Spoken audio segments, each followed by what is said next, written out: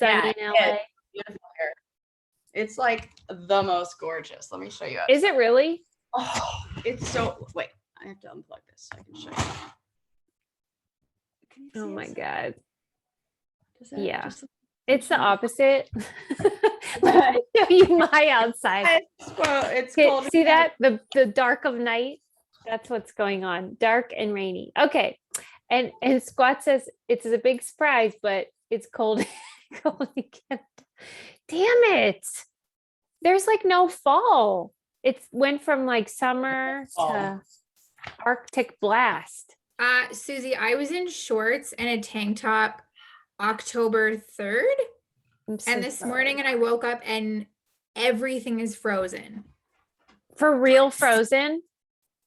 I don't know what it is in Fahrenheit. When I woke up, it was like minus 10 Celsius. So that's frozen. I don't know what that is. All I know is minus 40 is like the same in both. And we, like where I live, it gets to like sometimes minus 55 Celsius, which is like, I think the same in Fahrenheit. Like it's stupid. Yeah. So I went from like shorts to, I'm like, oh, I guess I need like an actual like mittens. Well, so Squats, what do you wear to keep warm for real?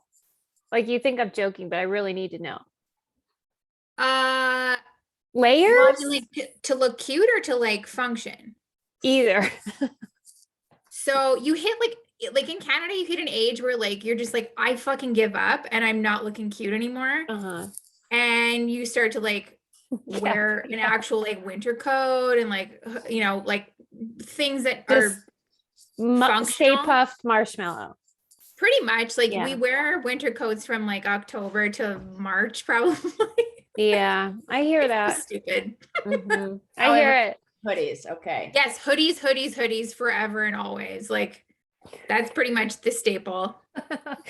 Well, my thoughts are with you. I feel your pain for sure. And I also live in like I grew up in like a very white trash area of the city. So it's like sweatpants and Sorels and you're set. Sorels. That's a great reference. Sarah, yes, I do love that lip on you, especially in Zoom. It's like even more dramatic. So, I was just going to say that when it's just regular 55, not even negative, I'm freezing. So. Not even negative. Not just regular 55. Positive 55. What is 55 in Celsius? I'm such an idiot with this stuff. I don't know. It's like double it and double it. That's the tip. I'm a math teacher and I can never do these conversions. So, you know. Well, like most of our parents still speak in like Fahrenheit because they grew up with Fahrenheit. So when my dad says the temperature, I'm like, I have no fucking idea what you're even saying.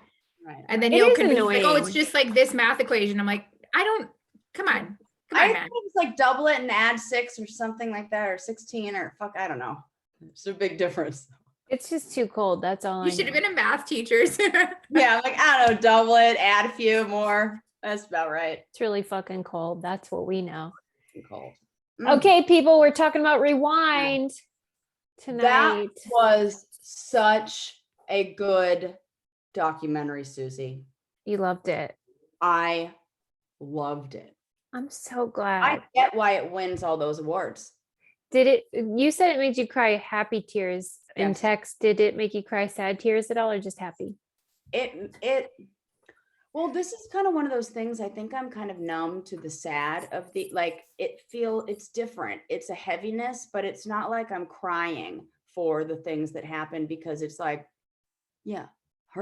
know this story, heard this one. So it's not like when I heard the one about, like baby Zachary and stuff like that. Yeah. Oh, by the way, this is like a random aside, but I just want to say that, and this is more, that's book club. But a lot of you guys are the same. We have so many clubs. In our book club, we had read that book about the baby who chokes on the hair and dies. I was doing a very theatrical performance in the bathroom this morning to Poor Unfortunate Souls by, from Little Mermaid. And I sucked in my own hair and almost choked and died. Almost died. No, I didn't almost die, but I absolutely sucked in my own hair and then started like, and had to pull it out. And I was like, oh my God, I'm thinking of that would be terrifying. So anyways, I just wanted to say that. I'm so glad you made it. Yes. In our life. If you haven't, I just want to say, if you haven't had a chance to watch Rewind, I assume everybody has, but if you didn't, it's the story of a little boy who was molested and raped by his family members. And this documentary lets him look at his life growing up through these old videos and home movies, and interviews with his family members. And so just wanted to give them that. But Sarah, what were you going to say? You know, it's so interesting that it just feels like we are in a way lucky. I don't know if that's the right word, that there are these stories that are all captured on footage, that it's this, you know, you talk about that so all the time, Susie, and so many of these documentaries that we've watched have been like the archival foot, or like the home videos that people have just had for years and everything, and they have so much of it. There's a part of me that makes me that has to, like, well, and then when they flashed all the stats at the end, this is so common. I think it's just rare and unique that there happens to be this, it's like the perfect situation where it's that very familiar story and somebody who documented it all. And it was, I do think that that's what's lend itself to so many amazing documentaries over the last 20 years, is that the people that were introduced to video cameras and camcorders a long time ago, they're old enough now to create these films. And the storytelling is so important because this is what helps people to realize, like what you're saying, that it's not rare. It's not but it's an important story that's told.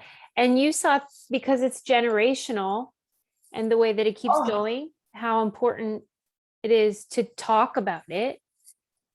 And Chloe, what Chloe just said about that last flashback with the monster holding the baby and he kept kissing his cheek, and the baby, don't you know that baby knew exactly what those vibes were? If you kissed any other baby like that, they would be, and anybody else, that baby would giggle. That baby was vibing that. do you think so? I mean, I know what you're know saying. The baby was not into was it. like, for fucking sure. That's what I felt. Well, it was super creepy. Oh my God. Okay, so the much story begins with Sasha, the filmmaker, who's also the victim, one of the victims. And I love that Sasha began with that early footage of him as this bright-eyed, totally engaged and dynamic toddler. They're not all like that. Let me tell you. Like, he was so intuitive and engaged. It was like he had such a deep soul. And then isn't it so disturbing to watch someone sort of split into and then become a totally different person? Because you could see it, right? You could absolutely see it. And I think you also see throughout the story the way that behavior served as a survival strategy for him. If he has to be at the doctor's office seen by a bunch of people, guess who he's not hanging out with? Uncle. Like, it becomes in a way protective, and it's, oh my God. You mean like the naughtiness? That you know, there's always secondary gains to things, and kids do things and act in ways that to get needs met, and they're often not the ways that we imagine. Like, I heard a story in grad school about a kid who would always throw temper tantrums right before lunch, and then and no reason, there was nothing going on. Why is this kid throwing temper tantrums all the time? So bad in school that mom would have to come pick him up, leave work, blah, blah, blah. Then on the drive home, she would always stop at McDonald's. And the therapist, after digging a little bit, realized that she was reinforcing this, and really asked the kid, so, what happens? Oh, we get McDonald's. Oh, do you like that? Oh yeah, I love McDonald's. The kid was not even aware that he was throwing temper tantrums and acting out because she was reinforcing that with McDonald's, and what he really wanted to get was McDonald's, and knew somehow in his mind, not consciously, that was the way to do it. So I see this kid who's throwing temper tantrums and doing things to get himself in trouble, and getting, even with I think how the two children gained a lot of weight really fast. I think those kind of things that those are protective measures that those children were taking to distance themselves from their abusers. I have a question for you or anyone that maybe knows more about what this feels like. So in this case, Sasha was 3 the first time. And because he was so young, I wonder, how did he know internally that this was wrong and something to be upset about? Because it really did change his whole being. And I wonder, like, why a 3-year-old wouldn't just think this is how life is. You know what I mean? You know, I do hope, and I want to say that we are built with a compass, some kind of moral, like those icky feel. We know. I can think back to the times when those things first happened to me, and I was little. I was like 6 or 7, and I knew that it's a very specific feeling in my stomach that felt like this wasn't right. And I don't know if that was because I was a little bit older. I mean, I wasn't 3, so I can't speak to that, but I just think that there might be this knowing. And also I think the way that the abuser will talk about hiding it. If you tell anyone, I'll kill you. There's Yeah. no way that anything that is good is covered up with that kind of Yeah. secrecy. Right. Can I add my 2 cents? Yeah. I want everybody. So when I watch this, it's very, very, very similar to my experience too. Like, it was like, what, it was very weird because it was watching almost like exactly what my childhood was like. So my older brother went through abuse first, and then I went through abuse, and I was about the same age, about like 2 or 3. And so like just the change in his, like, my brother's a super outgoing, like hilarious, goofy person. And it was like, he became angry. He sucked at school after a while. Like it was like such a shift in his behavior. And same with me too. Like I kind of retracted, and then like what you were saying about the age, like I've worked with a lot of people who've been through abuse too. And there is like a difference between people who experience it at different ages for sure.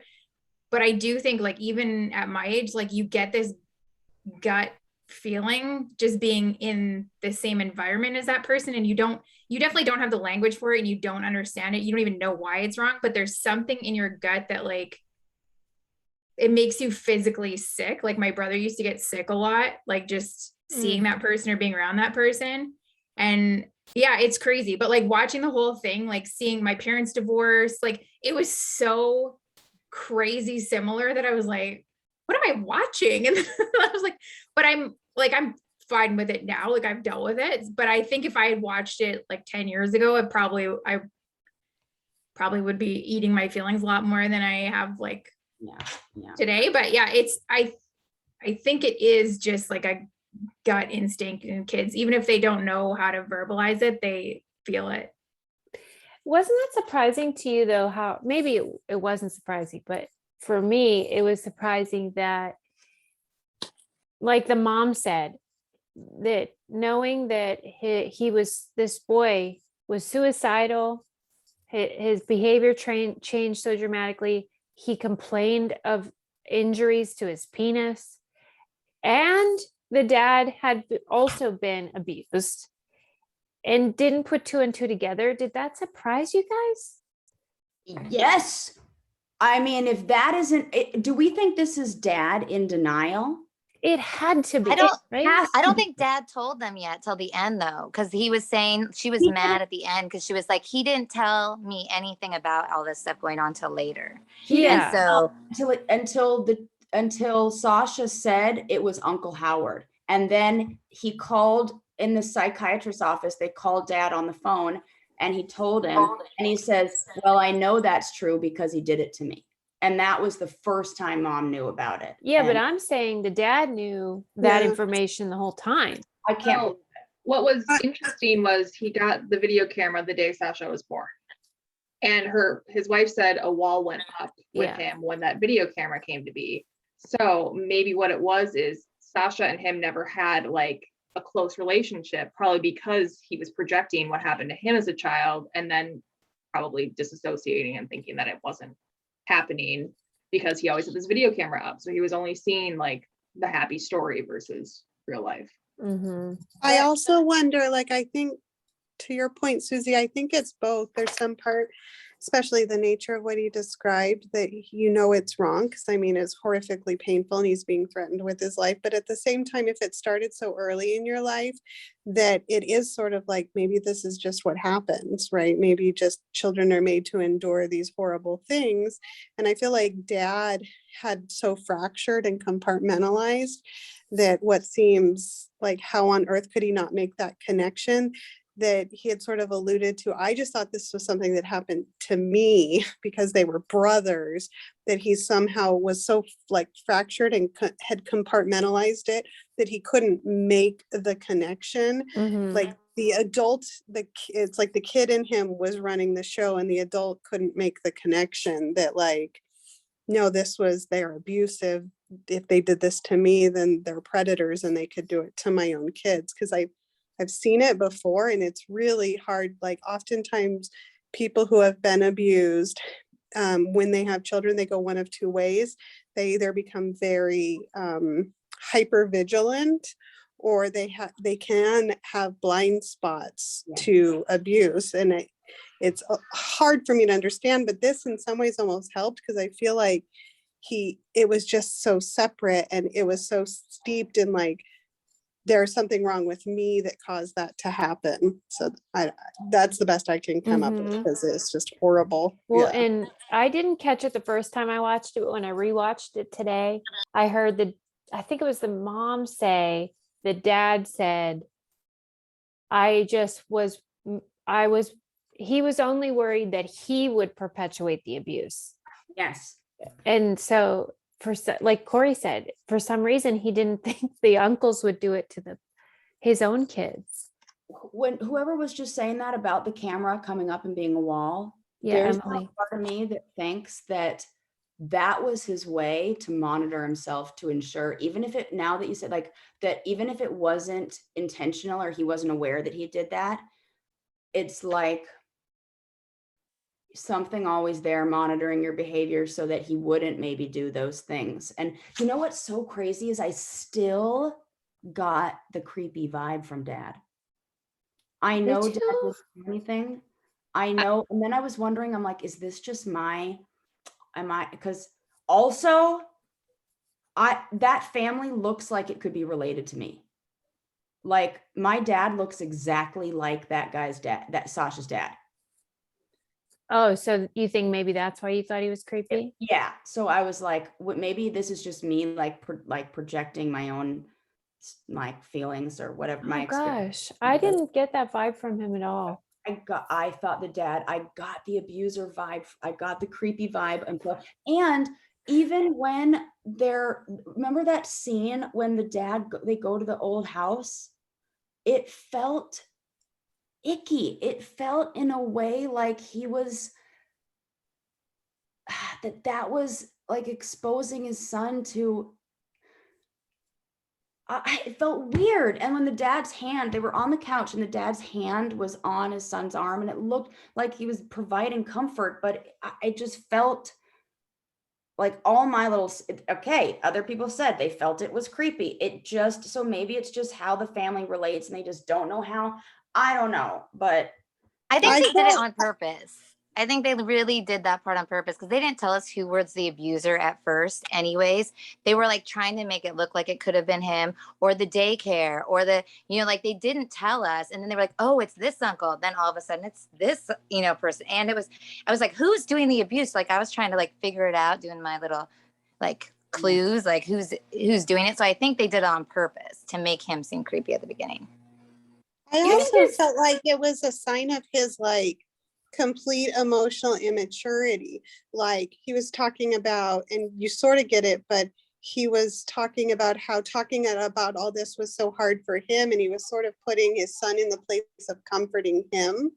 And then that whole scene of like reliving the abuse, it seemed like the child in him needed that, like, to speak and validate, and he didn't see how doing that to his son would be re-traumatizing. Like, it was like the child in him was connecting to the child in his son, and it was like, it creeped me out, but it creeped me out more in that way. Like, he was using his son to like nurture the child in him, instead of like, I wasn't there for my son during this horrible event, and now I want my son to be there for my like emotional reckoning. I don't know, that's like how I Corey, took you're it. a good therapist. I know this. So I have a question. Like, I know that child abuse is usually from like a family member or a close friend. Like, I know that's like the Hold like on. 90% of the Are we gonna time. talk about how beautiful you look right now? You look like a supermodel. Thanks. I changed the hair. Oh, you look adorable. Okay, carry on. We had a family photo session, so I got the fake lashes that's on and the makeup and nice. everything. You look So beautiful. As Well, always. thank Well, you. all the time, but hello. Uh, Glam. So I know that typically it's from someone they know, but what are the stats like for sibling abuse? Like, because that one, the one we watched earlier, in the year, with Capturing the clown. Freedmans. Yeah, like him and his brother, so I think I didn't know that was like, how common is that? I didn't know that necessarily was a thing. Really? One third is child on child. I don't know necessarily about sibling, but a child on child with like a 2-year difference or more. Wow. Yeah. And is it coming from a place of like experimentation? Is it power over the younger child? Like, where does that come from? It depends. Yes. Sometimes it's power. Like, even within, it seemed like the dynamics were different among the brothers, right? The one, he felt like it was power, control, domination, some of it's reenacting what you've had. Isn't it also like, Sorry, I it's a just- very 100%. You are 100. That is all. Yes. Yes. isn't it also like a very easy way to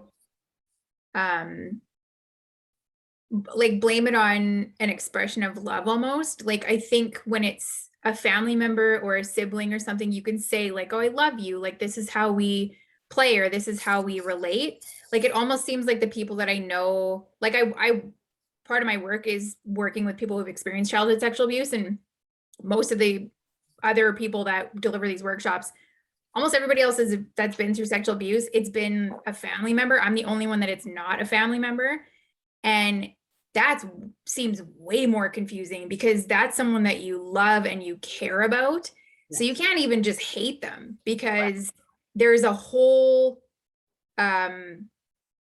feel like there's a whole slew of emotions there too. So that gets confusing, where it's almost harder to disengage from that person because there's so much love there, and that's how they show their love to me. So even that almost seems like an easier way to be abused, because there's access and there's a relationship there already. Mhm. Well, didn't you think, if you guys watched Capturing the Freedmans, I was really struck by the similarity in the like tomfoolery, like the shenanigans and childish behavior amongst the adults. I think that's the act. I think it's like a shtick. It's like a funny guy. Like, I don't know how to be a real person. Like, I'm acting out the part. They all seem like they're putting on an act or a show. But I'm like, is this stunted maturation where they're just like still 10 and then they kind of like do all that weird stuff 10-year-olds do? I think you might be right. For sure. Because it was so striking in Capturing the Freedmans, and then to see it again, I was like, what the fuck, am I weird? Why is everyone acting like this? And it is, well, and and to go back to the thing about the kids and that happening, the thing to remember that's so important is that the brain is not sexualized until it is sexualized. that a child's brain is not, and one of they do studies to see when this happens, and there's uh, it's kind of like a optical illusion sort of thing, but there's an image that you can show children or people, and if they have not been exposed to sex, it has like hidden images in it, and if they have not been exposed to sexual abuse or anything sexual, then they will see dolphins. If they have been exposed to something sexual, they will see two people embracing and something sexual. So we know that a child's brain does not default to sexual acts. That's something that comes with certain hormones as we age. It's like a biological, like, unless it is introduced and that child's brain becomes sexualized. And if you sexualize a child's brain really young, it can absolutely lock in certain messages about those things. So we see those patterns repeated. But when you have a child that is committing a sexual act, the perpetrator, it is, I mean, I can't say 100%, I will say 99.999% of the time, a sign that that child is being abused, that somewhere that child themselves was exposed to this, was sexualized, and then that is the result. Because it's a learned behavior. It is 100%. You show a child that, and it's learned, so that becomes passed down, and the oh, it's love is part of grooming. That was what my dad said to me. No, that wasn't abuse. That's just love.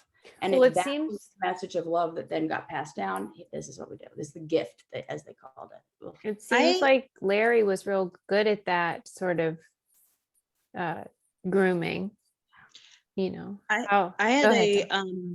I had a family member who her dad molested her, and his way was like, oh, you're in trouble for this. I can either give you a spanking or you can like sit on my lap, you know? Oh, So she was man. like, I know. And so Could she you did imagine choose how to that's sit on gonna his lap. fuck her up for sex later?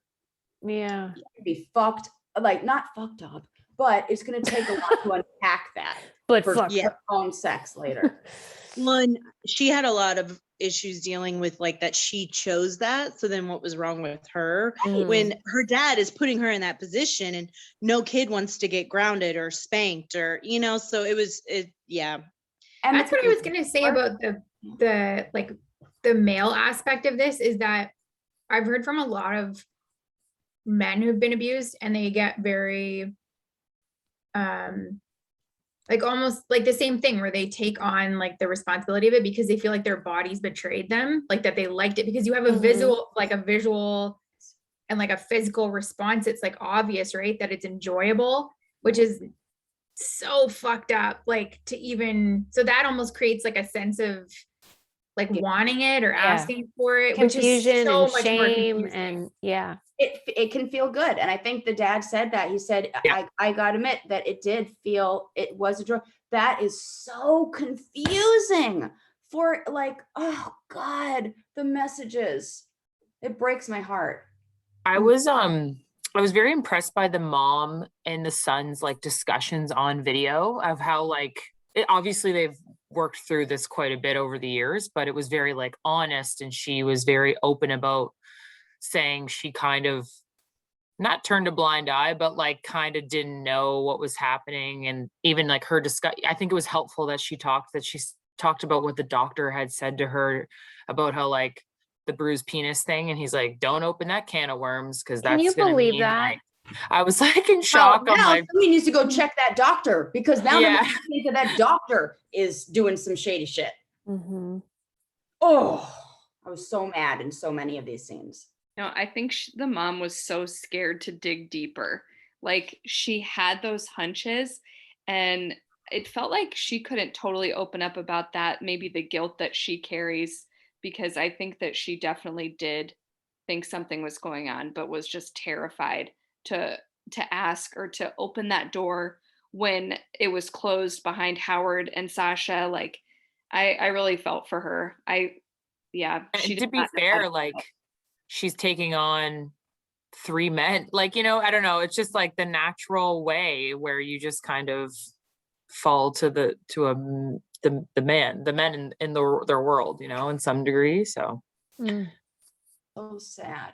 And this So- was the time of, like, Sasha and I think are about the same age. This was the time of stranger danger.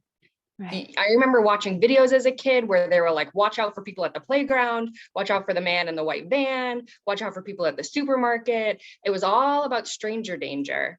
And these days, it's all about, if you don't want to give a hug to your Uncle Howard, you don't have to, like safe touch, things like that. But when we were kids, it was watch out for strangers. They told us nothing about watching out for your own family members. Right. It was don't take candy from the guy in the weirdo boogeyman. van. Mhm. So I'm right now I'm a school social worker, and I don't know if you guys know about Aaron's Law, but it's passed in several states, and it requires that sexual abuse prevention occur in the schools, and it's mandated here in Nevada. And so I work at a charter school, so you don't like have a whole school district. It's kind of fly by the seat of your pants, which can be annoying.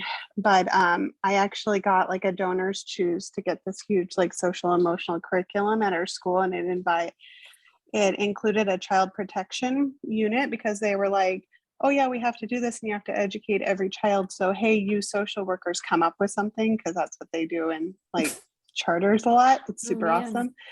And so I was like, here, I got this evidence research-based curriculum, right? So let's do this. This is amazing. It was like and with all of it, it was like a $10,000 program that I got gifted.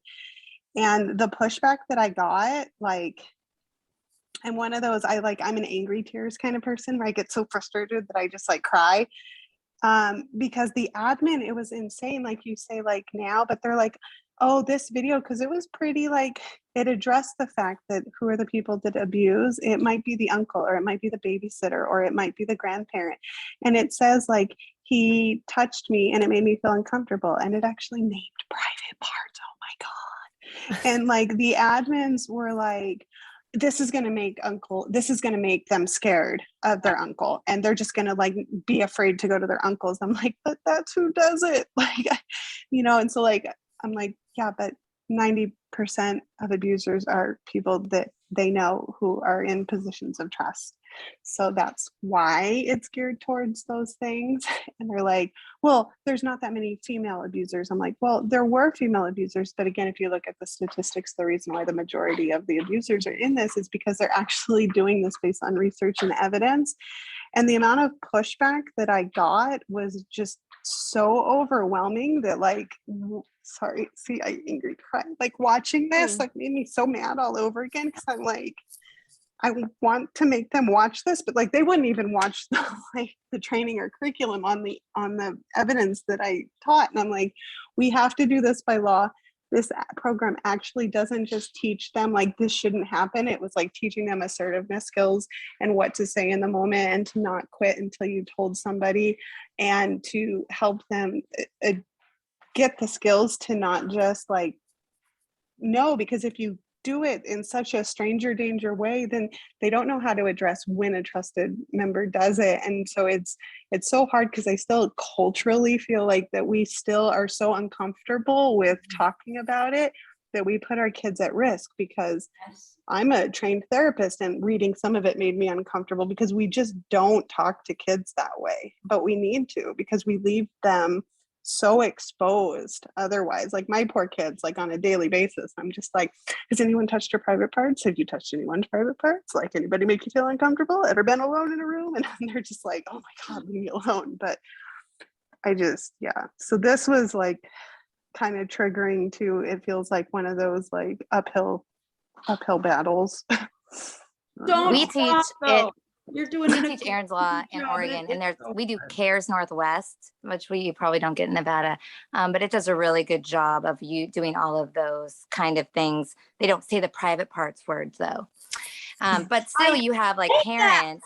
The parents get up in arms. They like, because they hear all the propaganda about it, and they don't. It's so good. And the kids, like I had kids in the chat be like, oh, I realize my relationship's not healthy. And, and they totally listen and engage and realize those warning signs. It is the best curriculum. Like, it's so important that all the kids get it. And these kids opting out just kills me because they need it. All the kids need it.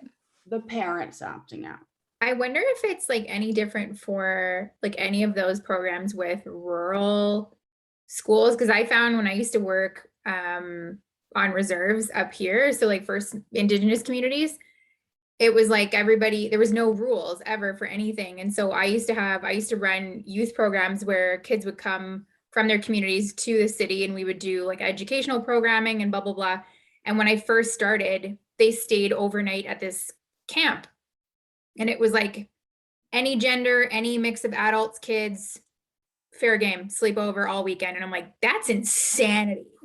Like, you have so-and-so uncle from some community with a room full of 4 girls that are 10. Like, that seems that seems insane to me. And it was kind of like, well, we're all from, same communities, and that's just how we do. And I'm like, that's nuts. And so like I implemented this, there's a program called, I think it's called Connect to Kids. It's through a child protection agency here in the city. And it was laying out like all the things you do to basically cover your bases and not make it super easy to abuse kids. And same thing, like there was so much pushback on like not just going with the flow and like allowing whoever to be in whatever room, but like that is like, for me, that's like a predator's like jackpot to be like, oh, there's no criminal record checks, there's no child abuse registry checks, and I can be in a room for a full weekend with like any kids. Like, it's like you're literally serving up like a buffet for a predator. Literally. And like, I talked to my dad about it, and I was like, would you ever I mean, his kids were abused anyway, so like it's not really the same thing, but like I was like, would you knowingly ever send your kids to a camp if there was like another adult like sleeping in the same room? He's like, never, like not in a million years would I ever, like, what most parents wouldn't put their kids in that scenario. And we did have one parent who showed up. I implemented like criminal record checks and child abuse registry checks, so everybody had to start doing those before they came. And we had a parent who didn't do it and showed up, and he was like, oh, just so you know, there's some stuff like in my background. And we found out he had abused his niece and like did prison time for it. And like some of the parents were like, well, he can stay, just not in the rooms. I'm like, no, like, what is wrong with people? I'm like, no, he can't be around children. Like, that's not how that works. It's just like people make excuses, or people kind of like, I don't know. It's so insane to me. Like, I'm kind of like Corey said, where I'm like, what if this happens, or what if that happens? Or like just making sure you're covering like every base possible. Isabel was talking about how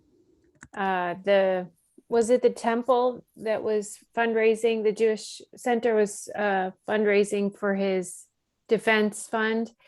And it's really just evidence of the way in which systems exist that enable these people to maintain their power and predation. And that's the scary part to me, is that it's not just individuals like that one uncle and the other uncle. It's an entire system designed to protect them. And that is unfathomable, but it's real. Yeah, that's like how Howard got nothing or barely anything, and all the person who 12 was like months probation. And everybody else got like so much more. That's ridiculous. Don't worry, guys. He saw what a jail cell looks like. So Yeah. he's good. Got a tour. Yeah, scared So, straight. He's good now. He probably won't make that mistake again. Fuck that. is Jared the subway guy still in prison? Yeah, I think he is. Is he? Good. Mhm. And I'm then also surprised none of them killed themselves. Well, that's very common with narcissists and sociopaths. Like, they think they're too great to die. They're too valuable. Why would they give that up? But didn't I think about like what's the guy who played Puck on Glee? Oh yeah. Yeah.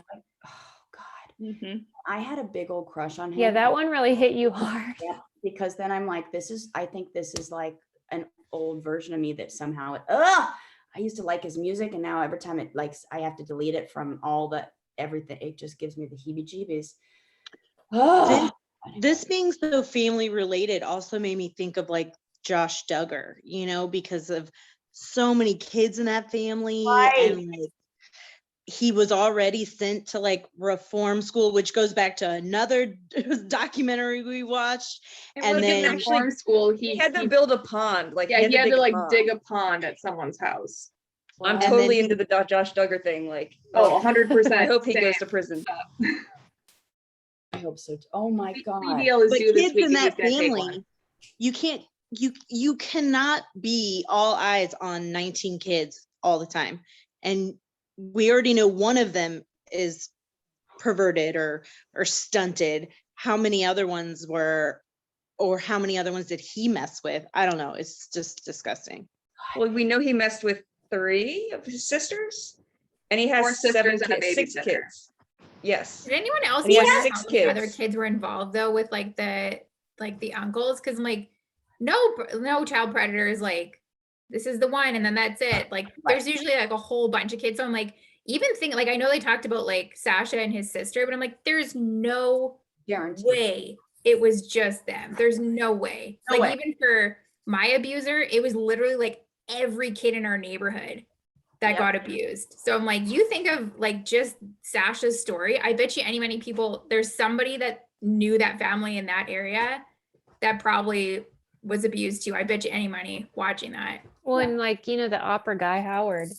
Yeah. All they have to do is offer singing lessons and they've got themselves like a revolving door of. Well, and did anyone think all that time that they were building the case, like how many kids did he abuse during that time that he was building the case? Yeah, like 4 years. years. Or something. Mhm. Yeah, I'm just like, oh, well, we had to build the case because he's prominent. I'm like, oh my God, you're like, how many kids were abused? And there's no way that there weren't kids that were abused during that time period. No way. That's This like the is like an computer urge. class This is from like the other one, the insane. computer class. It's like this. Oh, so gross. And in the chat, Valerie is bringing up some great points. Early on, she mentioned how, and it was alluded to in the documentary, how the grandma, the mother of the 3 boys, was domineering and dysfunctional at minimum. And she was speculating whether maybe she was an abuser or Yeah. whatever. What do you guys think about that? I think so. I agree. I definitely think, I think that there isn't talk about that female abuser, Yeah.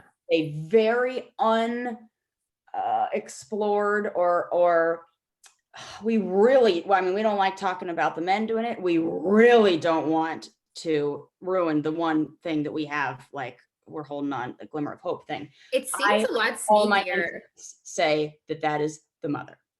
But because look at all the women teachers who like have relations with young kids and get pregnant or, I mean, marry them for goodness sakes. So that definitely happens. It's Even definitely people that out know there. all this, I know someone who he was abused as a kid and then he's in his 30s, he marries a woman, he has a child with her.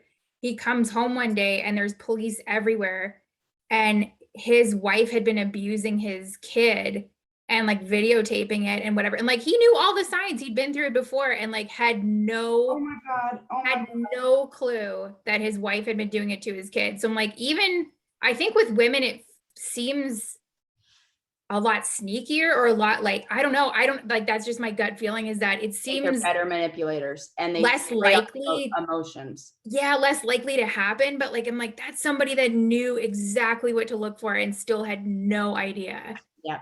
And the way that they describe dad as being this passive, he takes all the abuse thing, that, and then God, when Chloe's saying, the dad was the Yeah. primary caregiver for the youngest, yes, and how all Henry. different. And I just thought of that as like, they had the domineering mom and then he got the loving dad. But like, are you saying, Chloe, that you think maybe she was actually abusing those boys? Or are you just saying that her personality was dysfunctional and toxic? Because that's what, I think mean, she- it could be either, but And I think the fact that It happened when she, because we have to look at, she left the home. She was the one who was caring for those boys and was in the house.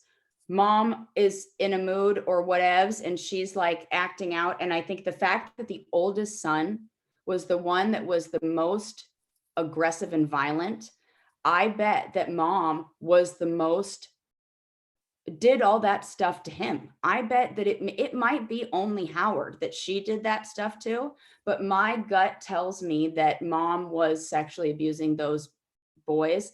And then when she had to go to work, that's like you've Bunch of removed green sweats because it's gonna from be cold if you're the gonna stay. environment, and no more abuse happens. It's like that. It's and this younger son does, and I don't see the two brothers coming forward and saying mom did this, because in doing that they almost like admit their own, the things that they're doing themselves. It's a whole thing, but I absolutely think that she was.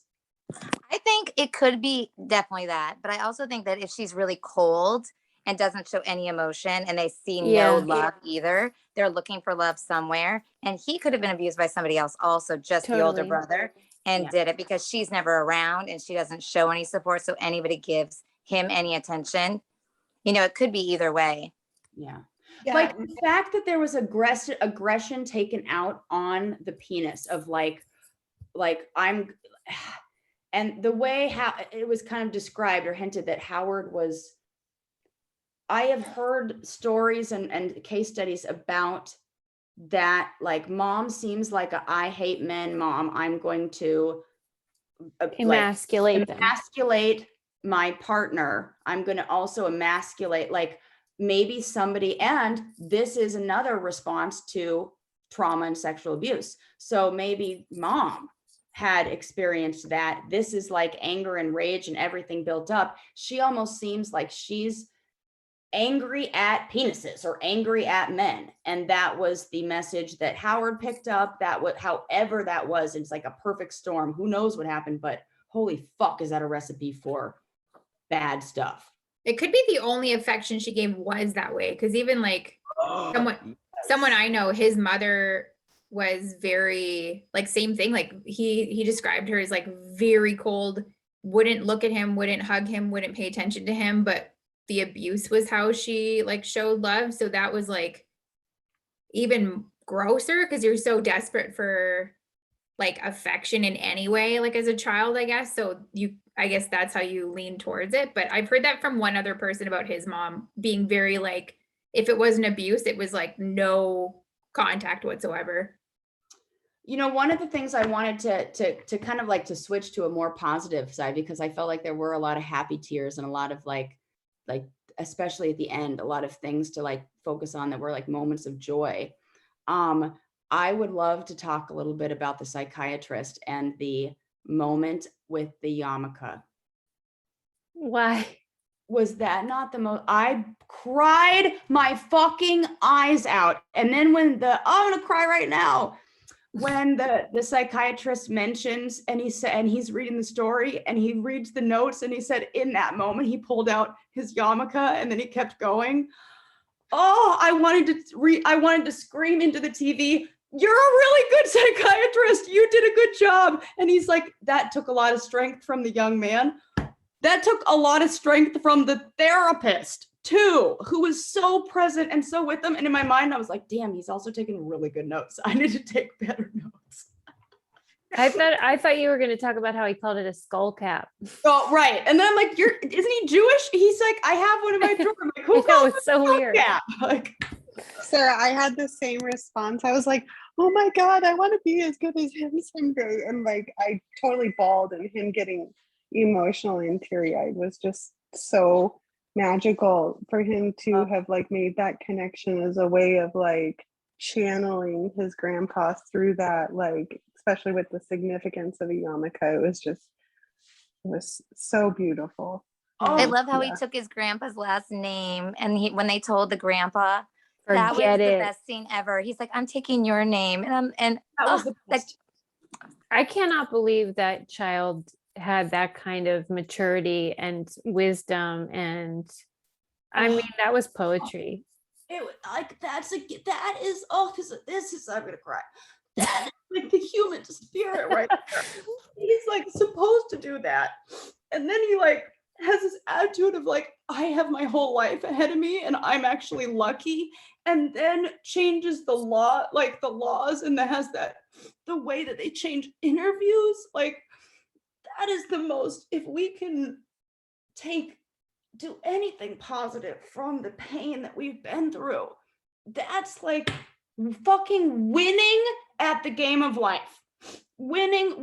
And this kid was winning so young, and just the amazing power of symbols and how it does it. Like all it took was him believing that if he freed himself from that, what's a last name? Is a symbol. What's a yarmulke? It's a symbol. All of this is like symbols and rituals, and those kind of things are so valuable when we can see it in the kids. And it was just like, oh, fucking beautiful. Corey, I think I need you on the clock again, because that reminded me of a question I have about, okay, I get it. Like the dad didn't really think that maybe his brothers were a threat or something, but like, you didn't have to make Larry the godfather. Like that seems like an extra step there. Corey, you're on the clock. I mean, I just want to know, like, do you like that seems like a denial like that I can't relate to. Help me. I mean, off the top of my head, the only thing that he said is, as weird as it sounded, that with Larry it felt loving and it was so distorted and the family was so distorted and he had such little love. He did have his dad and feels like that maybe that was the difference. But you know, he had this potentially personality disordered mother. He had this aggressive, violent brother who was put on a pedestal by mother. You know, mother showed no one love but the brother. And Larry so was, maybe as weird as it Henry sounds, and Larry were like bonded by the like more loving and okay. And it's so complicated, like Scott said, when it's a family member, it's not so clean as like good and evil, right? It's like I had a client who her dad was her person, the person that got her the most, who did these magical things like, I know you're not okay, let's go walk in New York City. And then after he had found out that she'd been abused by maternal uncle, within a year or two started sexually abusing her. So like, how do you make sense of that in your head, right? This is my person. He's still the person that gets me the most, and he's the person I'm most bonded to, and he does these things, right? Like, so yeah, that's another one that and so many it's hard to understand, and I try my best, but so much of our identity and who it we becomes very like enmeshed and complicated. Yes, it's developed from those relationships, and it's very hard to tease out and work with anybody who's experienced that, to hold in one place in your heart the positive memories, because that has happened, and then in the other recognize how this person did horrible things. That takes so much time and so much effort to have that kind of awareness. I was gonna say, go ahead. I was gonna say, like I mentioned this in the chat. There was like an episode of Oprah like a million years ago where she interviewed, I think it was like four or five different like child molesters. Yeah. I don't know if anybody else ever saw that, but it, like, to this day, I still remember that whole episode because I'd never heard them like talk about, like, you hear so many victims talk about what happened to them and whatever, but you don't actually, like, even in this, you don't ever actually get to hear from Larry about like, oh, I did this because I went through this or whatever. And I remember that there was one grandpa on that episode that talked about abusing his granddaughter, and that's how he showed her love and whatever, and that was really fucked up.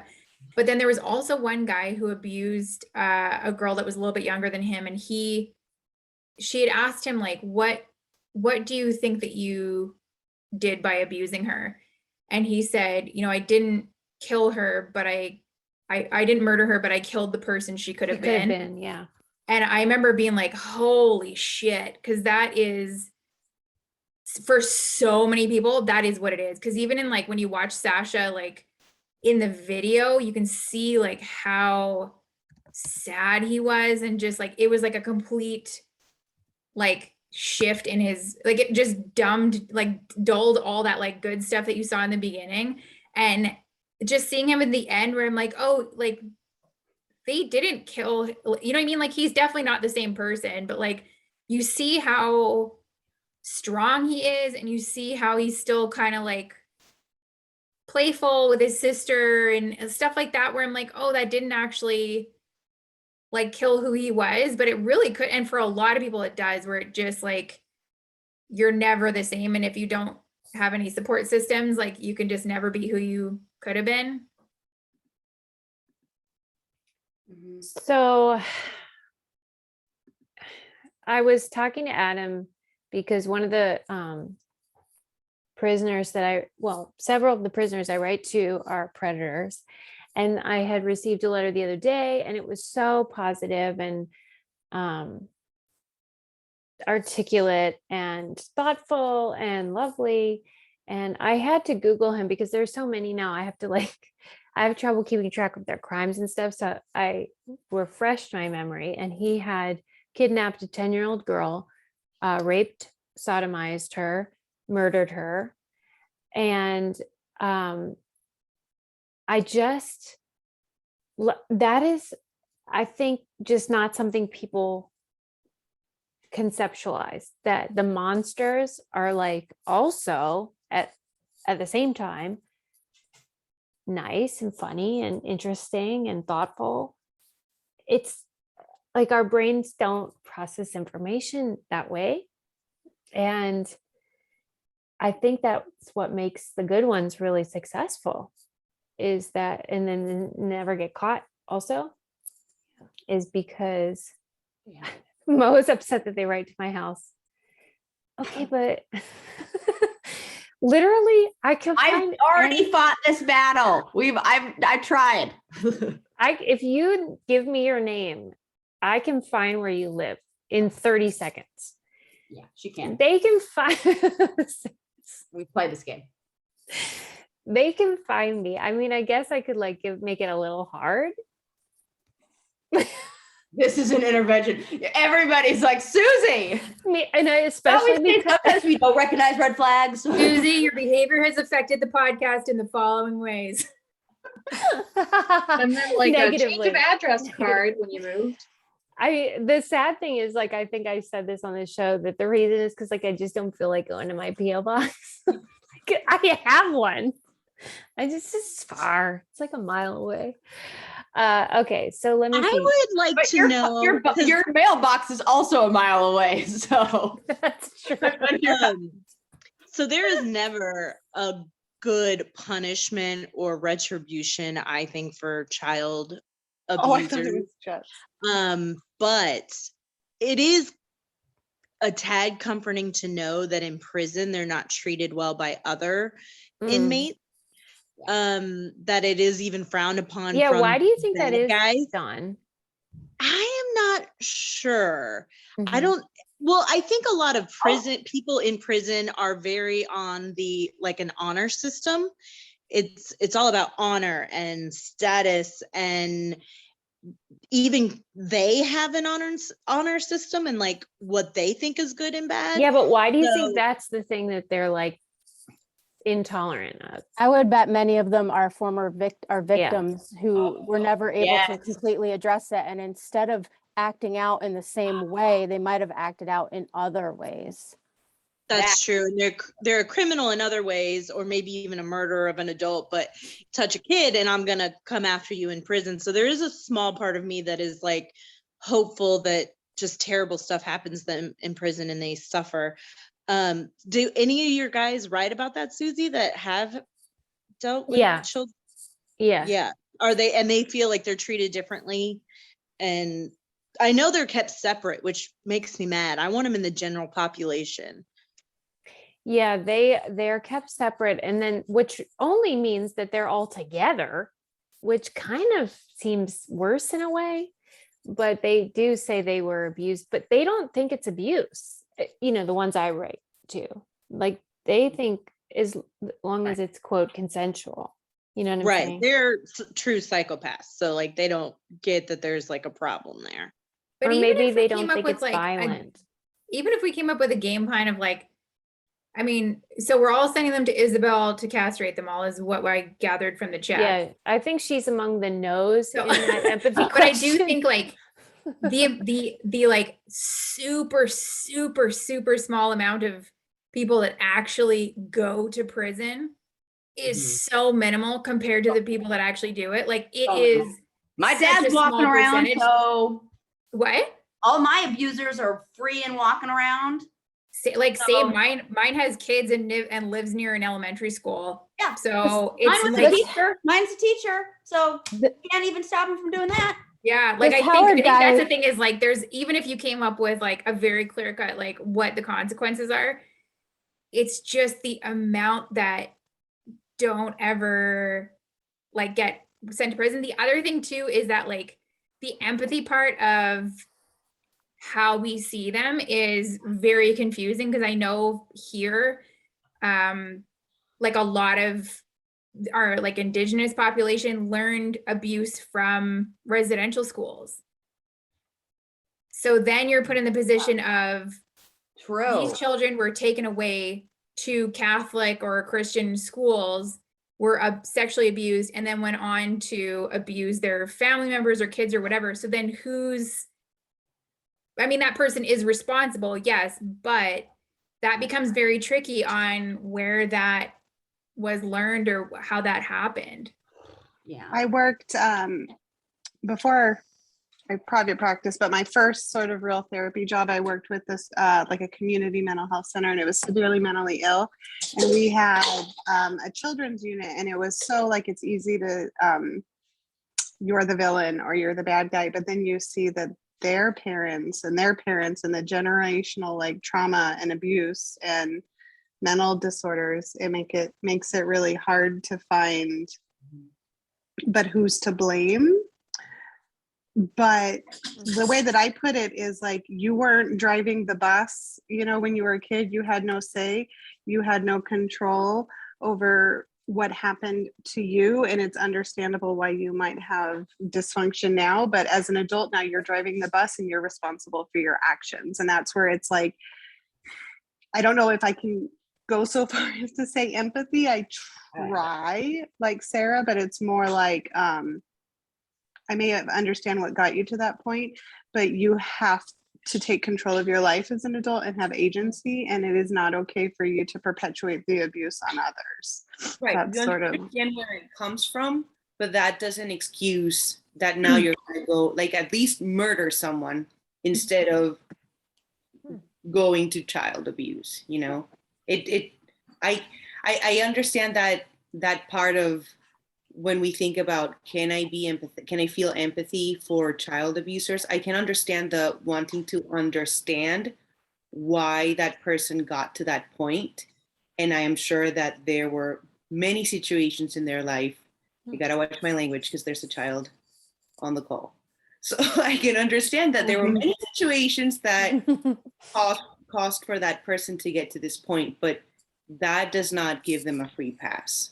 I'm sorry. And you know how many people have been victimized and didn't go on to perpetuate? Right, that? right. And this is just That's my the thing to remember.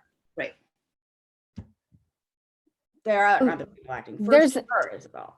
Society, like historically though, we let known child molesters go. Yeah. Woody Allen, I'm telling you all now, he did it. And I'm telling you, I could probably get charged by just saying it based on my professional background. I should not say that, but I know for a fact that he did it. You will not find court documents because it was processed through the family court system. And that is a completely different system than the criminal court system. That's what happened in my case too. That's so fucked up when they Yes, and when it is a parent, it is a different. It's handled differently. Oh, I hate that law. How is And that not they a can criminal also- offense though? It's It, not because family. it's So it handled goes to- differently. Family. So court. explain the family court thing. Yeah, because I don't think So- it's the same in Canada. Not. It's California. well, it's also state by state by state. And I worked as a child protective investigator here in Schoharie County, which, whoa, when we're talking about generational, the schools in that county used to be the ones who addressed all of the abuse issues, and they have boxes of incest and molestation histories on some families in those counties. So yeah, some people like might not really know until they become aware that it's wrong, but with New York State, and this was 20 years ago, I'm aging myself, totally don't care. It was, if a report comes in for a person who is responsible for the well-being of a child, doesn't have to be a bio parent, just has to be someone who acts in that role, including maybe a babysitter or a cousin or something. It is handled all through family court. So it's investigated by the investigators. You only need to have a suspicion to call it in. So it's abused in that way because people fighting with each other will call in false allegations all of the time. You have to take anything serious when it actually is one. Right. It doesn't matter. Within 24 hours, you have to make contact on every new report. It is handled through CPS, through the county social service system, which, as we all know right now, is severely strapped. And 20 years ago, it was better, but it still wasn't great. The investigations, strangers are interviewing these kids, coming in and asking them these really private questions. Sometimes those investigators might look like the perpetrator and not really know, and that might also further traumatize the kid and keep them from talking. Some kids are unreliable because of their age. My son is 5. He may not have the language to describe all of the things that actually happened, and that makes them unreliable, and for a defense attorney to go after them in court. So oftentimes things get dropped because parents are trying to protect their kid from further traumatization, but also you can have a founded case of child abuse in New York State and still file to have that expunged from your record. And it will never show up in criminal court because it went through the family court system. And that is why I am hinting very strongly that Woody Allen is a disgusting piece of shit. Sorry for whatever child is on the call, but everyone defending him will be like, there was no proof. There was a criminal investigation. There wasn't. Doesn't matter. No proof. I love that they said that in this documentary. No proof does not equal it didn't happen. Right. And so this can go on. And also a parent with legal custody trying to protect a child might be forced legally to continue to allow visitation with the perpetrating parent. Yep. Up until the child is old enough and perhaps aware enough to go to the court and say, I am no longer visiting this parent. I am taking this under my own control. This is disgusting. That was exactly what happened. I had to file and become emancipated at 15 because my dad got fucking custody of me. And I had to be like, you don't get custody of me. The end. And then I had to prove that I could take care of myself at 15 in order for the courts to allow that. This is mind-boggling to me. The first child protective case so fucked up prosecuted in the United States was prosecuted using animal protection laws. There were no laws protecting children up until that point in time. They were considered the property of the parent or the person who was taking care of them in that moment. And it was a child in New York City who died at the hands of whoever was supposed to be taking care of her. I could look it up, but I'm just letting you know, like, animals had more rights. So I think it's also systemic through time and also dealing with something in my family where we were trying to help a child who was 14. We don't have emancipation laws in New York State. And so it was like, how can we make sure this person knows that they have rights? And she literally didn't feel like she had any right or any say regardless, because the defense attorney who gets paid a lot of money can just keep coming back and wear you down financially to where, what do you do? Yeah. Oh, the whole system. And it's great. Corey mentioned Aaron's Law, that we have these laws that are, because that's it. The laws almost have to catch up and change, or else it's like, well, there's nothing that says, well, fucking change it then, because obviously this is messed up.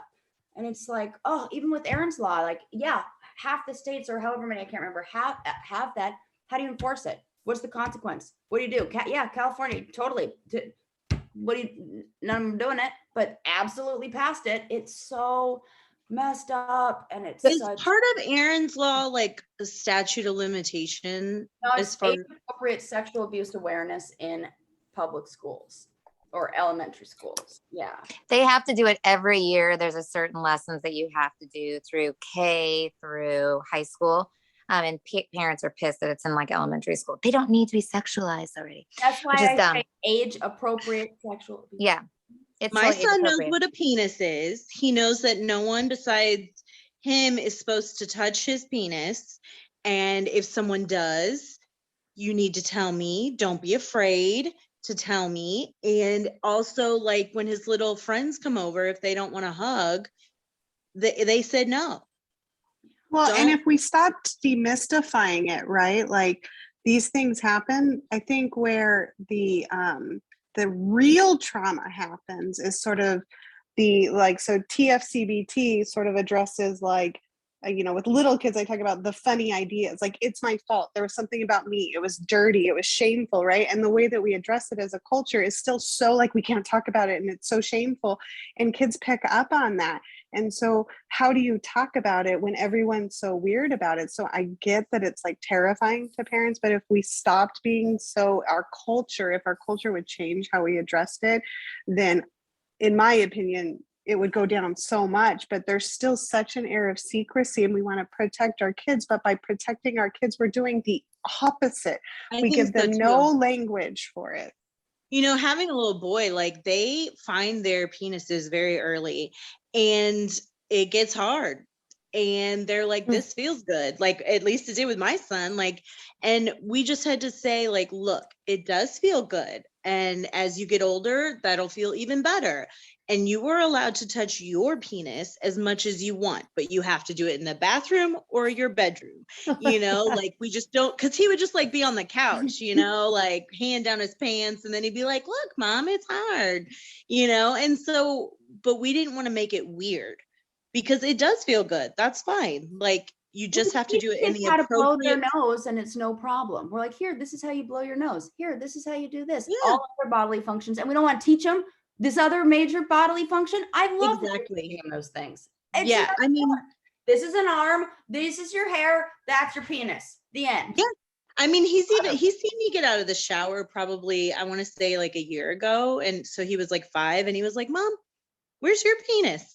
I was like, I don't have a penis. I Yeah, have a Dawn, where vagina." is your penis? I know. She's like, good I was like, question. Where did I leave that? I got some big balls, but no penis. No. And I was like, I don't have a penis. I have a vagina, you know? And like sometimes he wants to come, like he's always opening the door and I'm like on my period or something. And I'm like, son, I'd like some privacy. And he's like, what's that in your hand? And I'm like, mommy's bleed. And I just try to, like you said there, keep it age appropriate, but never like shameful. And if he has questions, I answer them, even if inside I'm cringing and want to scream. I don't want him to know that I'm like freaking out. It's also We like, do all I'd those much rather- conversations in the car. We're driving and they're like, they'll ask me a question and then I talk way too much and I just tell them everything and they're like, okay, that's enough, Mom. That's enough. That's I'd actually an also want effective kids- technique for getting your kids to open up. When I worked in social work, I transported kids, and because they don't have to look at you, they're more likely to open up to you and answer your questions and ask you questions. So That makes sense because you're not like one-on-one looking and you can be embarrassed and look out the window and ask. But I don't know. I think I was just raised different. Like I remember being like 15 and I asked my mom like, okay, so I'm thinking about giving my boyfriend a blowjob, but what do I do with the cum, you know? And I was like, what do you do with it? And she said inside she was dying and she wanted to slap me and ground me. And she was like, well, first off, I don't think you should be doing that. But if you decide to with your boyfriend, like, here's some options. You can do this. I you still can don't do know what that." to do with it. I don't either. I'm like, She was shit, like, what my mom do was we do like, with you can it? keep it in your mouth and spit it out in the trash can. You can let it come up Oh my back God. down. You can, and I was just like, oh, but that's kind of embarrassing. And she's like, then you shouldn't be doing it. It is not as Oh, embarrassing as having that conversation with your mom. I still haven't had the sex talk with my mom. I'm pretty sure I love Dawn, your you mom. do have big balls because I think it took me like a week to ask my mom to like teach me how to shave my legs. I Yes. was like, what if it's weird? But I'm like, there was no blowjob talks, I'll tell you that much. I came in the house from hanging out with my boyfriend, and my mom's like, I know what you did. Yeah. Damn it. Good Yeah, but your Yeah. mom should have known that you were gonna do it. She was okay with dating a Like, 21. isn't she a psychic? Did she Yes. kind of have a sense of what was gonna happen? Absolutely. She knows. I also feel like we should be like teaching our kids as they become more sexual or whatever, as they hit puberty, like to learn how to please themselves, like especially girls. I'm like, I mean, not teaching them in person kind of thing, but like being like, you Yeah. should learn how to make yourself feel good instead of waiting for someone to do it for you. Like, you know what I mean? Because But like isn't that why it women gets so much women don't better? even realize their sexual like peak in what they want in a lot of ways till they're like 25 and they've like had enough terrible sexual experiences, you know, or whatever the age might be. Like, yeah, we Or should be that promoting that. Or that sex is even like a mutual activity, Yeah. right? Right, Like exactly. that's what I Oh. was like, it felt like a non sequitur, but I think the message, at least my generation, was like, you know, don't. If you look at like horrific, like stupid sitcoms, like Everyone Loves Raymond, like what's the trope, right? Like the put upon wife that like finally relents, and like sex is one sided. It's something that men want and women like put up with. We're so uncomfortable with talking about sex to even talk about like sex is healthy, sex is something pleasurable, sex is something that Sex you fun, actively sex engage in. best, It's one-on-one. My dad did not love, as a Mexican father, he did not love the conversations that my mom had with us as young women.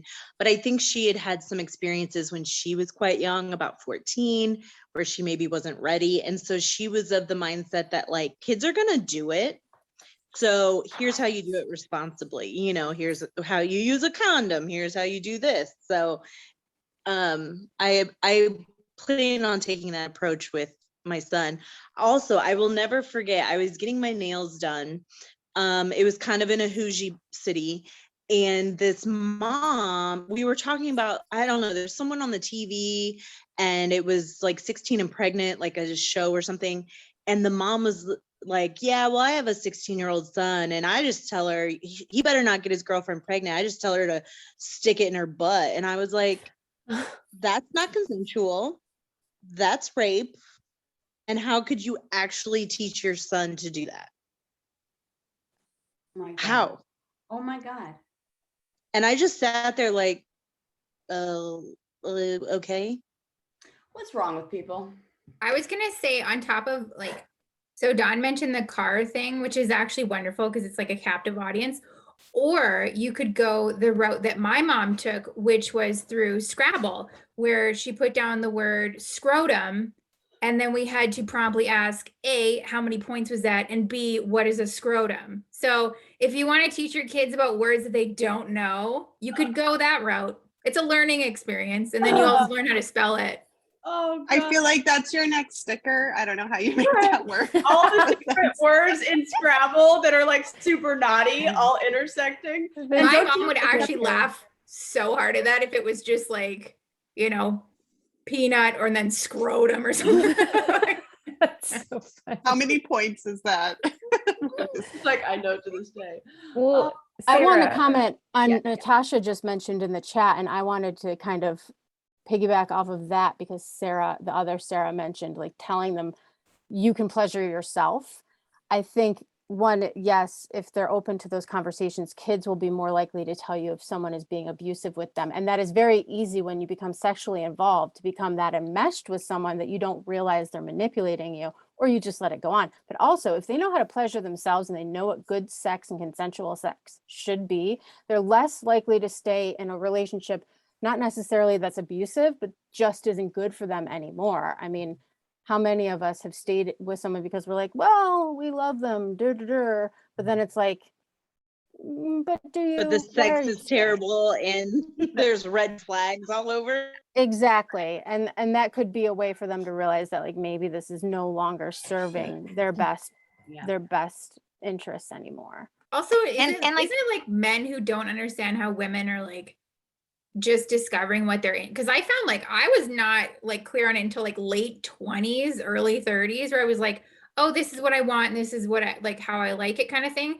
And like men are like, how did you just figure out? I'm like, because usually like we're not taught to figure any of that stuff out at all. Whereas like, you know, boys have been tugging on that ship since day one and they figure out pretty quickly like what they're into and what they're not into. But I'm like, man, it shouldn't take you until like some women, it's like 40s, 50s where they're like, oh, this is like what I'm into. And I'm like, man, that is a lot of time wasted on like very shitty sex. I remember I was in kindergarten and I was playing on the monkey bars. And if I sat on the monkey bars a certain way, there was a tingle in my crotch basically. And sometimes I would just go out there and sit on there and like, I didn't know what it was, but I can like remember like even what I was wearing because it just felt so good. And that every time I was outside, I'd be on the monkey bar sitting there a certain way, rocking back and forth. I think a lot It's of funny us, because we all have a little like memory of the first tingles and odd place I remember that, but I felt shame right away. Like I was like, oh, I shouldn't do that. Like I literally was like, oh my gosh, I shouldn't do that. Like I don't know where that came from because I was young, like 5 or 6. So I don't know if it was like something I watched or something I heard or somebody said, but I was like, oh, I shouldn't ever do that again. So it was like one Or time. maybe you did something like when you were 4 or 3 or younger, you stuck your hand down your pants and your parents said, what are you doing? Don't do that. So somewhere in the back of your mind, it was planted that if I touch myself or if I do this, then somebody's going to say, don't do it. We're not even aware of this stuff and where these messages came from. Sometimes it's just a knee-jerk reaction. Like if you went to go touch the stove and they were like, don't do it, it's hot. That's it. I think this is a super interesting conversation. And I think like, it is. Corey keeps bringing up like the point of like making the cultural shift and like just having those types of conversations with kids and not making it feel like what I worked at a preschool for a couple of years. And we had this girl that during nap time, she would like stick her hand down her pants and like wiggle around in there. And like, it's a very uncomfortable thing to have to do as a teacher. Like it's a conversation that a parent should be having, but like not making them feel shame about it was so important to me. Like I said to them, I'm like, maybe like talk to mom and dad about this, do this at home, but like, let's just know that we're in a group room right now and everyone is taking a nap right now. But it is so important to like have those conversations with kids that are age appropriate. And I think it connects to everything in society, like including more LGBTQIA characters in shows and having like proper sex education that's not just like teaching abstinence. Like it's all this cultural shift that needs to happen. Well, this is what it sort of overlaps with what I was saying about the systems in place, because the systems that protect the predators are also the systems that they want to silence even the discussion of pleasure or healthy sexual relationships and stuff. It is taboo. It is not discussed. It is sinful. It is shameful. And those elements of like shame are the same things that keep people from sharing their experiences and saying, hey, this happened to me and I didn't like it. It all works together. And then it's simultaneously shameful if you like can't get pregnant or something like, and you're like, well, what? First of all, you're telling me sex is this awful thing. And then next you're telling me, oh, it's like, you can't talk about not having babies or talk about abortions or talk about miscarriages. And you're like, what? This doesn't make any sense. Creates stress and anxiety around having sex. What prevents that getting pregnant, being able to stress and anxiety? Then we're going to shame. It's like shame, shame, shame. Well, and the victims are all populations that are already vulnerable. Yep. Women, children, people of color, LGBTQ. These are all the people that suffer. And who gets propped up are the opera singers that sing for the Pope, whose voice has been kissed by God or whatever, God. Yes. But Sarah, what I want to know, and I know I've harassed you about this before, but it's because I really want like a solution and there isn't one. which is that when somebody is a pedophile, Yes. it's hopeless, right? Like they cannot be fixed. I think that is maybe correct. I don't know. I really struggle with this. If I know for myself, there are certain populations that I cannot work with. I have a friend who works in prisons with sex offenders, and she is a compassionate soul. And I say, I don't know how you do your job.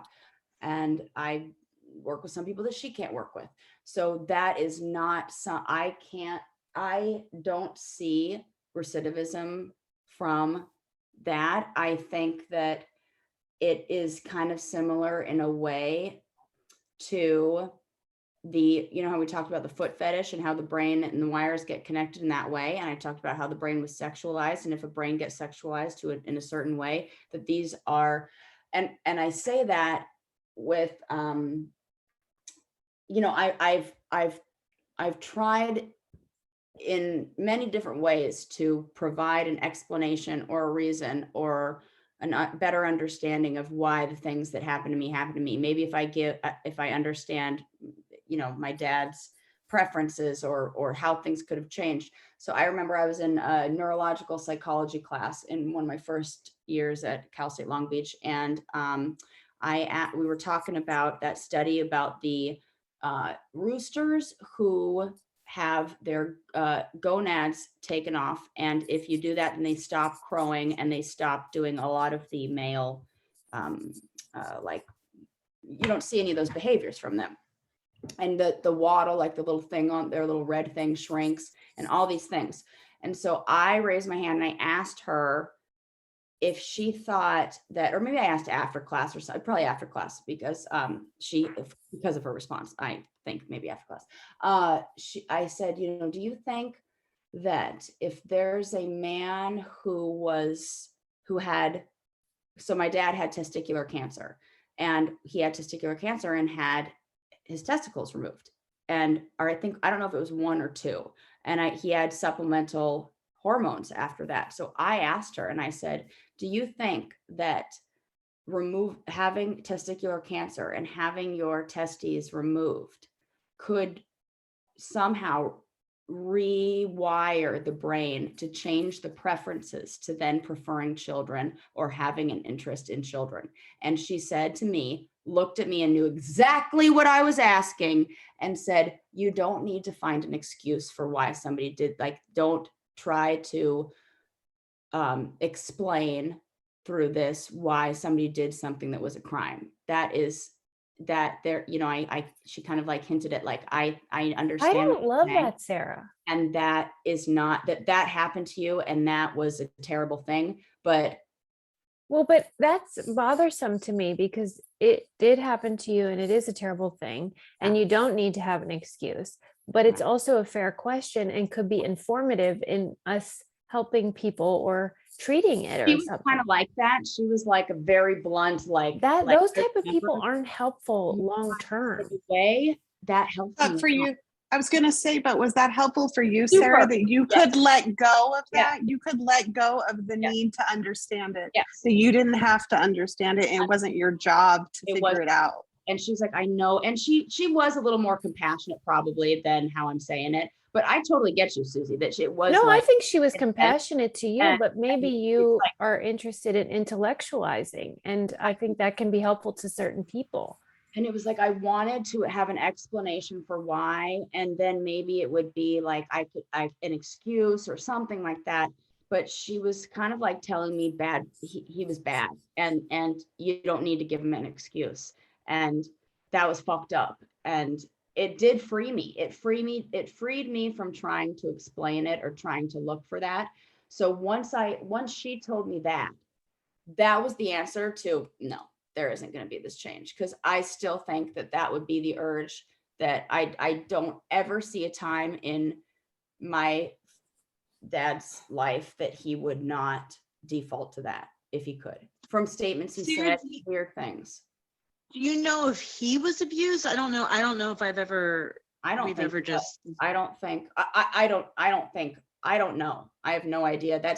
According to his family, nobody did anything wrong, and he couldn't have done that because he's he's a man and he goes to church, so nothing happened.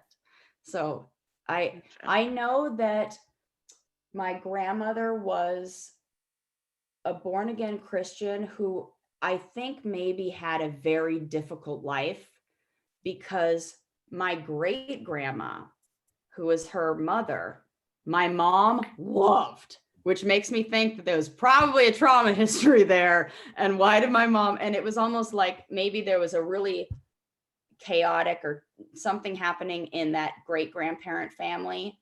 And then what you got as a result was a lot of like somebody who went to the extreme opposite end, which was my grandma. And then that kind of repressed behaviors, and that maybe caused a lot of repressed things in my dad. But then who knows? I don't know. Again, it's like trying to explain things, but that kind of mental gymnastics is. I just wondered. These are questions it is all the time to myself. It's definitely interesting that it's layered with religion, because how many things have we seen with that? Like, obviously the Catholic Church is known for their abuse, and like, it's just, I don't know. It's crazy how that's intertwined. But I'm curious because I like, excuse me, for me, like I always just assume that like people that abuse others have been abused. That's kind of just the chain of things. And that's not, and not to say people that have been abused abuse others. Like there's tons of people that don't.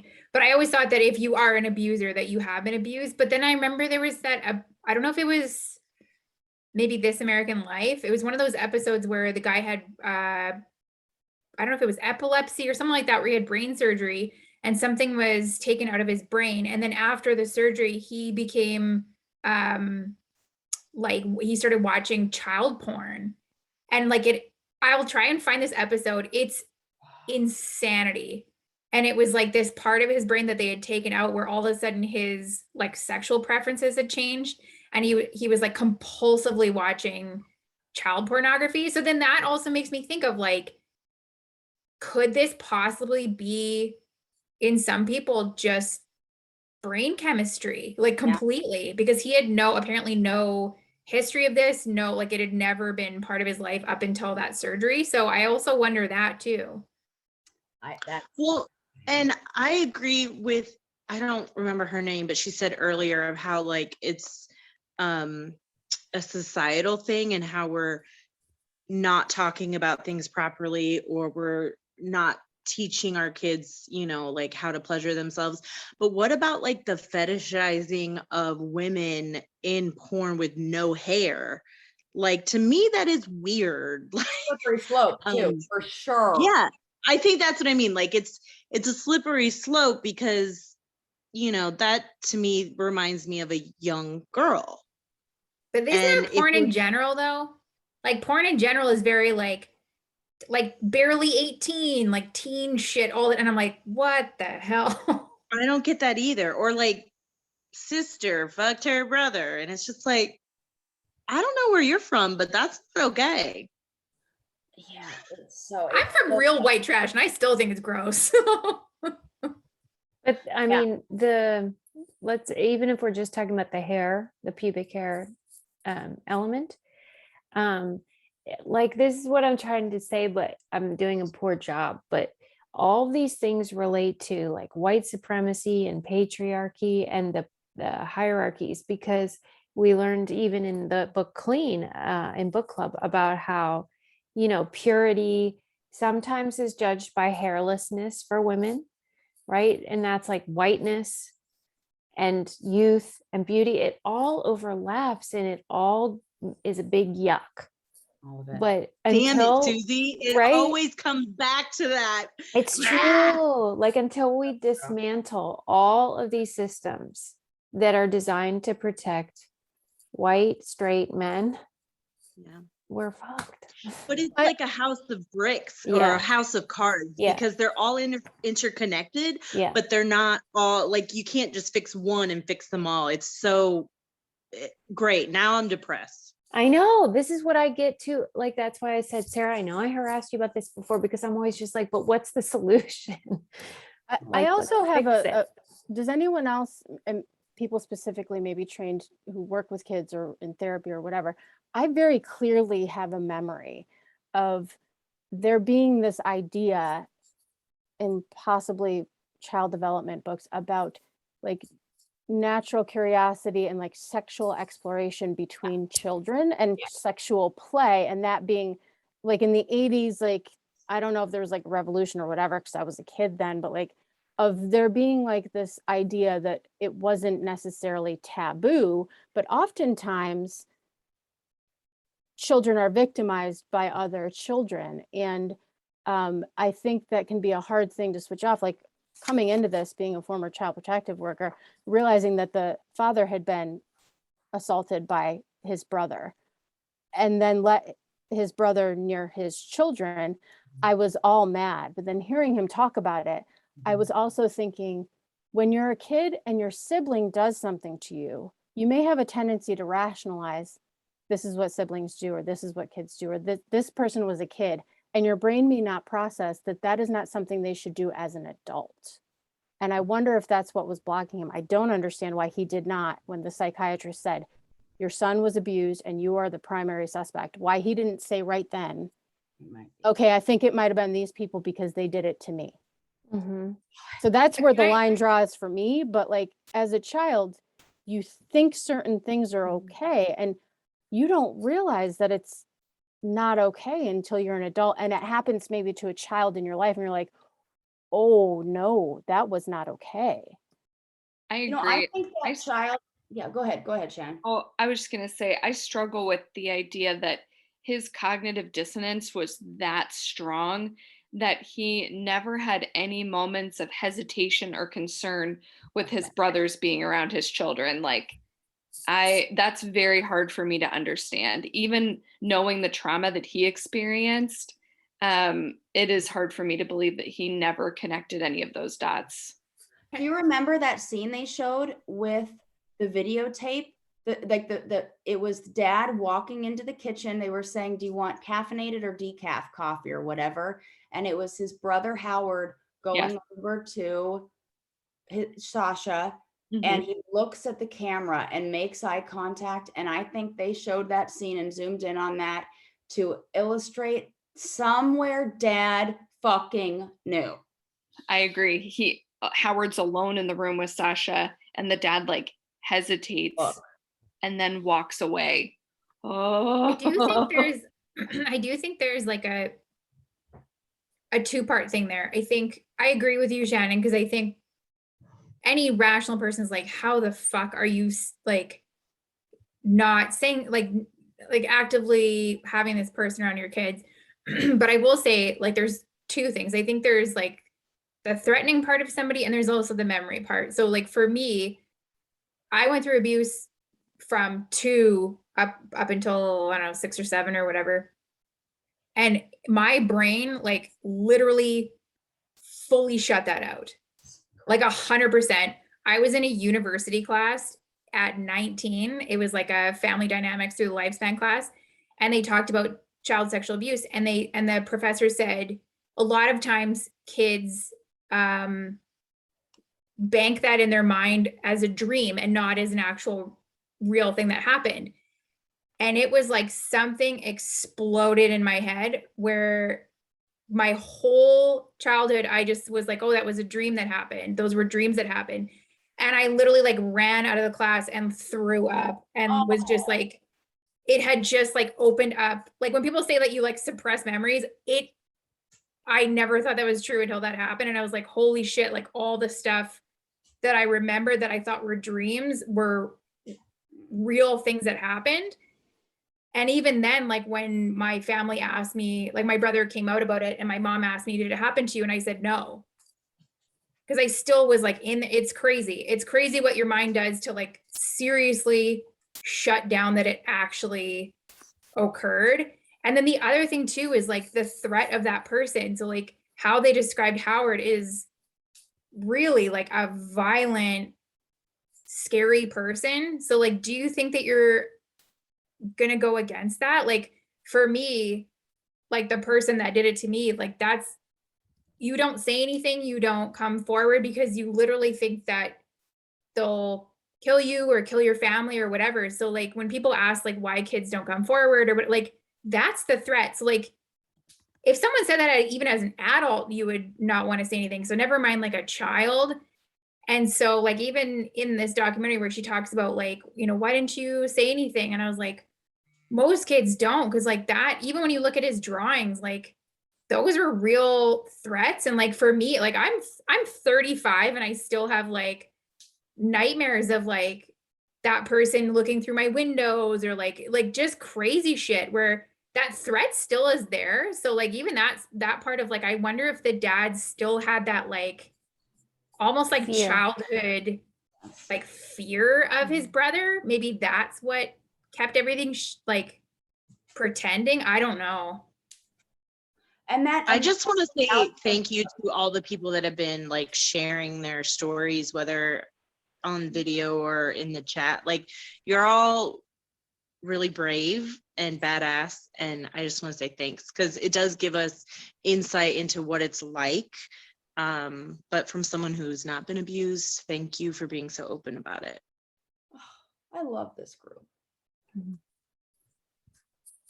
All right. Thank you for saying it. I hemmed and hawed about next month's pick. I think I'm well, let me ask you this. What do you think is better? There's 3 options. Mr. Rogers Mo says, just like give us happy. 3 Identical Strangers. Oh, It's okay, so good. Sorry.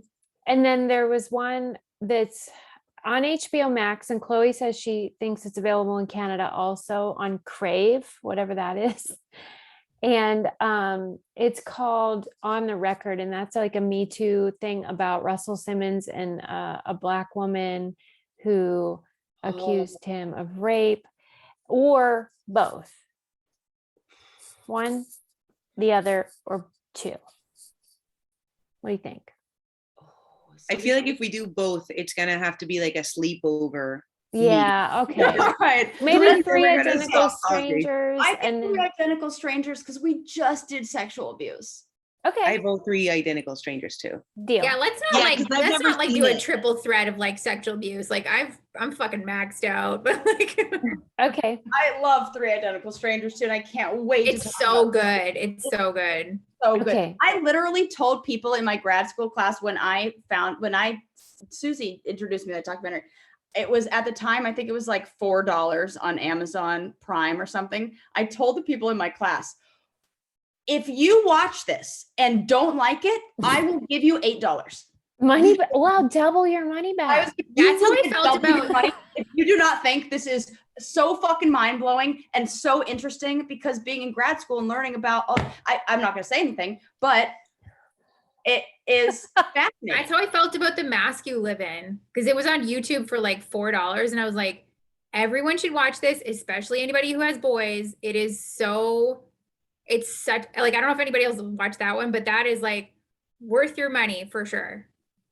Yeah, like double. Can you or- say that? I would give you double.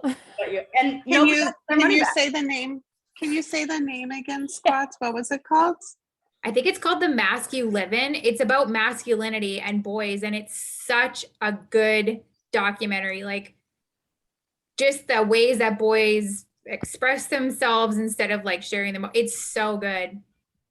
I think it's, I don't know. I mean, I'm in Canada. Who fucking knows where it is in America? But in Canada, it's on YouTube. Okay. And where is the 3 Identical? Gosh, I think it's like freaking everywhere, but Everywhere. it's definitely Amazon Prime. And Might be I free now think- too. It might be free, yeah. And I think it's widely distributed now. And it'll be the week before Thanksgiving. I think it's the 19th, that Thursday. I could get that wrong, but it's the Thursday before Thanksgiving. It's on Hulu. Watch it on Hulu. Oh, it's on Hulu. Okay. Yeah. Oh, 18th, they said. Oh, wait. Oh, and if you have to go, I totally understand it's late. But tell me if you have any recommendations that you've watched recently that you loved. I watched the Brittany Murphy one last night on HBO Max. That was really good. What's it? That was the one about, like how she died, and it was super weird, and that husband's creepy. I think one that was that came called up- What Happened, Brittany Murphy. There's I one- just watched that one too. I watched it. It was like a really odd, like abrupt ending also. Like I thought it was gonna be like a 6-part series and it was 2-part and it was like, okay, we're done. But it was good and though. like it was good, but it was also like it was a mystery when you started and it still is. And the other thing too was kind of like Dateline-ish where they just show Mhm. the same photos Yeah. over and over again because they probably only had like access to like 14 photos. So it was like, okay, Mhm. we've seen this like photo of her and her husband like 9 times already. Yeah, I guess because they were recluses that there was only like 4 pictures of them on the red carpet or something. There's would- one I want to watch and one I did watch. So the one I want to watch is like the Natalie Wood documentary. Because I totally believe that Robert Wagner, like, Yeah, he for knew sure. where he was in it or Mhm. did it or whatever. And that man has just been walking the earth forever.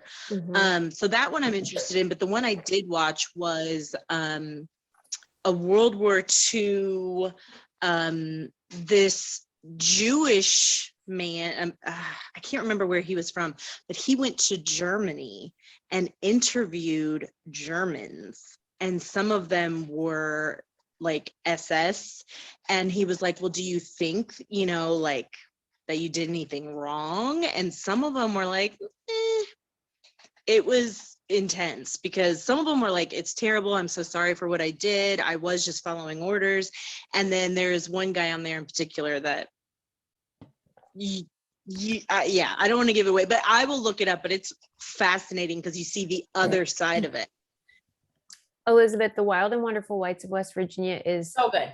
It's required viewing. Required. One of the best. I'm sure that we'll choose that one of these months because it's so good. It's so I was like just typing how good it is. And I'm like, good. He already answered it. We were talking about documentaries and I told her about what we watched or talked about. And she's like, you have to watch this Yeah. one. If you like these, you will love It's this. great. So it's on my to-be list. Mhm. I saw one that came up and I tried to watch, it was like so late when I watched this documentary last night. And then, you can't really like go to bed right after watching something like that. So this 4-part series comes up. It's called Buried. Have you heard of this? It's brand new. I think it's on social. It's a woman's repressed memories lead her to accuse her father of murder. So it's right around that time in, I want to say the early 90s or when they were just starting to talk about repressed memories. And I don't know what happens, but the first episode is like her side. And it's like, who's the good guy? Who's the bad guy? Oh, I get goosebumps thinking about it. But her best friend is murdered. And then she wakes up one day and is like, oh, P.S. I have this memory of my father murdering my best friend. And it's like, what happens? And I don't know, but it's a 4-part series and it looks really good. And it just came out. So it does look really good. Because I think she's not believed. I don't, and I watched the first half of like before I fell asleep and I don't believe her. So that's weird. Okay. I would like to suggest also Paper Clips. I haven't watched it yet, but I've owned it for a long time. This was a story of a school in Tennessee who was actually teaching about the Holocaust instead of like glazing over it like they did in my school. But to help the kids comprehend the scope of the murders that were involved, like blatant murders, not just the casualties of war.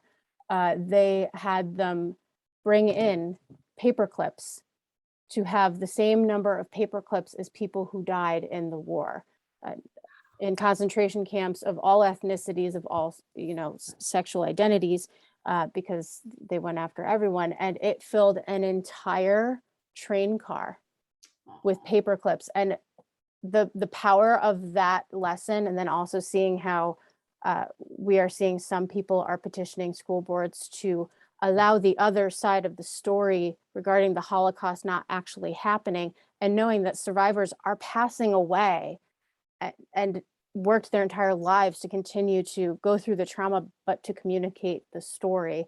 And I think that another documentary like Paper Clips should maybe be made, but Paper Clips was very powerful, I've been told. I just haven't watched it yet. Can you believe they're doing that bullshit of like what other fuck everyone?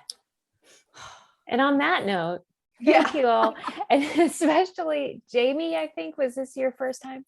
I'm so glad you were here, and anybody else that was here for the first time. We don't always talk about abuse, but you know, we pepper it in. And we like to keep it dark and light. But I do always cry. Isabella's right. I do always cry. I always cry. 100%. But I think next month will be great because that movie has so many things that we could, you know, there's so many topics within that documentary that make it fun. Cry about in that one. That'll be fun to find out. Yeah, we'll see. But We'll now see. our book club is like perfectly timed with like my period's gonna start like Oh, anytime. God. Like so now that too. This is like starting tonight, I'm sure. Like I'm waiting for it. So that All right, everybody. See you. yeah. Bye. Bye.